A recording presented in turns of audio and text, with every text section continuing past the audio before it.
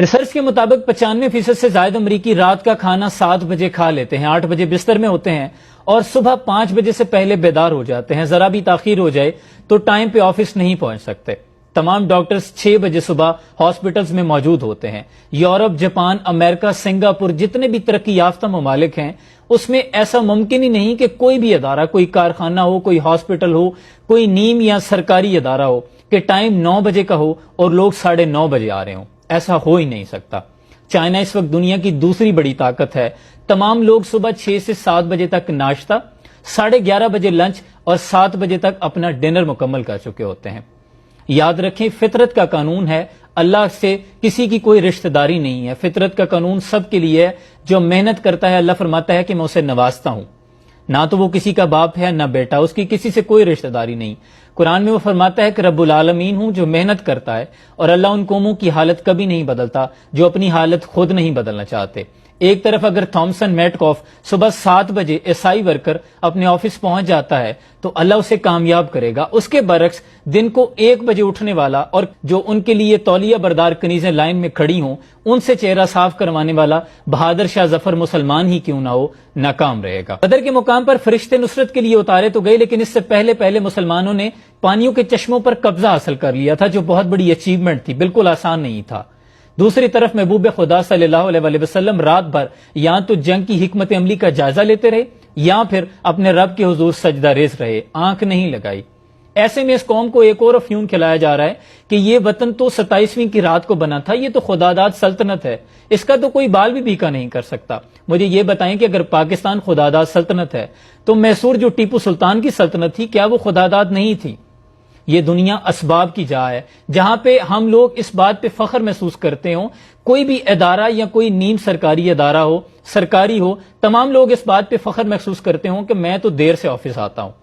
کوئی ڈپارٹمنٹ مجھے بتا لیں، ہاسپٹل ہو، کچہریاں ہوں، گورنمنٹ کے ادارے ہوں، ہمارے اسلام آباد کے دفاتر ہوں، کوئی جس کا ٹائم 9 بجے ہو اور تمام لوگ ان ٹائم آتے ہوں، 12 بجے آفس پہنچیں گے، اس کے بعد بلکہ اعلیٰ قلعوں کی طرز کی زندگی ہے، شاہانہ انداز ہیں ان کے، 12 بجے پہنچنے کے بعد سپہر تک سوشل میڈیا، انٹرنیٹ، موبائل کے ساتھ لگے رہیں گے، اور ایسے میں کہیں گے ہمیں کوئی تباہ نہیں کر سکتا۔ حضرت اقبال کہتے ہیں، جن کو آتا نہیں دنیا میں کوئی فن تم ہو، نہیں جس قوم کو پروائے نشیمن تم ہو، بجلیاں جس میں ہو آسودہ وہ خیرمن تم ہو، بیچ کھاتے ہیں جو اسلاف کے مدفن تم ہو، ہونے کو نام جو قبروں کی تجارت کر کے، کیا نہ بیچو گے جو مل جائیں صنم پتھر کے، ہاتھ بے زور ہے الہات سے خوگر ہے، امتی باعث رسوائی پیغمبر ہے، تم ہی کہہ دو اکھاڑا در خیبر کس نے، بنی نو انسان کو غلامی سے چھڑایا کس نے، میرے کعبے کو جبینوں سے بسایا کس نے، میرے قرآن کو سینوں سے لگایا کس نے، تھے تو آبا وہ تمہارے ہی مگر تم کیا ہو، ہاتھ پر ہاتھ دھرے منتظر فردہ ہو،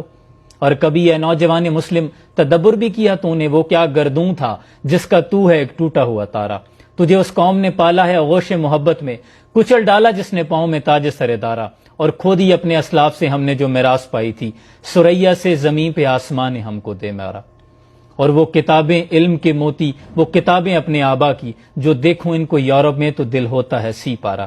حضرت اقبال کہتے ہیں ہمارے اسلاف کے جو قانون تھے، جو اخلاق تھے، جو مورل ویلیوز تھی، وہ اغیار نے اپنا لی۔ آپ مجھے بتائیں کہ ہمارا کون سا ایسا ڈپارٹمنٹ ہے یا جو ان ٹائم چلتا ہو، یا کوئی ایسا گناہ جو یہاں نہیں ہوتا؟ دھوکہ ہے، جھوٹ ہے، ہمارے میڈیکل کے ڈپارٹمنٹس دیکھ لیں، انصاف کا دیکھ لیں، کوئی بھی ادارہ اٹھا کے دیکھ لیں، اس میں ایمانداری دور دور تک نہیں ہے۔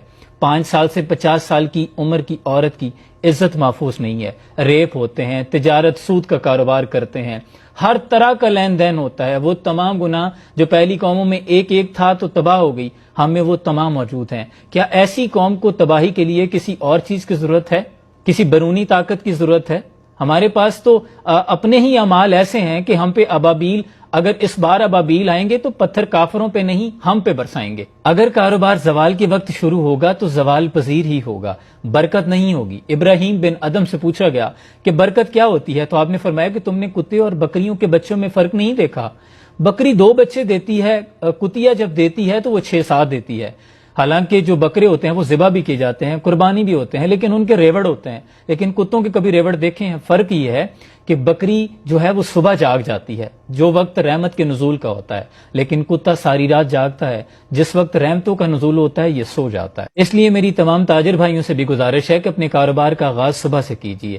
صبح اٹھیں، فجر پڑھیں، اس کے بعد اللہ سے رزق کی جستجو کیجیے. گاہک اور اس کے بارے میں پریشان ہونا چھوڑ دیں، وہ وعدہ اللہ کا ہے، آپ کے ذمہ ہے جستجو کرنا اور وقت کا خیال رکھنا.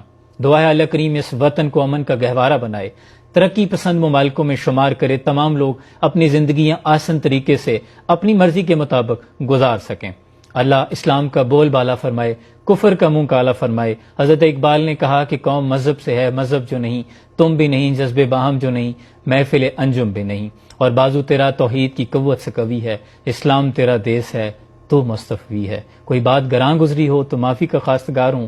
مطمع نظر فقط اصلاح تھا، دل آزاری قطع مقصود نہیں. سلام پہنچے.